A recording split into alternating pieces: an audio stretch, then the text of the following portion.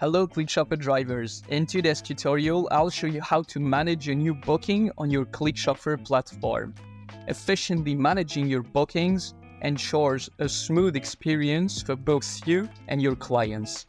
Let's get started from your dashboard. When a client places an order on your website, you will receive an email notification. The booking will appear under the bookings sections right there, with an initial status of waiting for confirmation. To access the booking options, click on the three dots under the Actions column next to the booking. Here are the options available. See details so you can examine the specifics of the rights and customer information.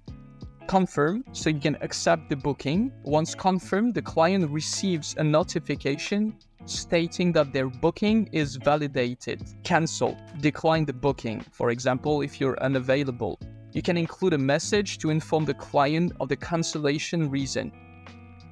Share. This is a specificity of ClickChauffeur made to simplify your life.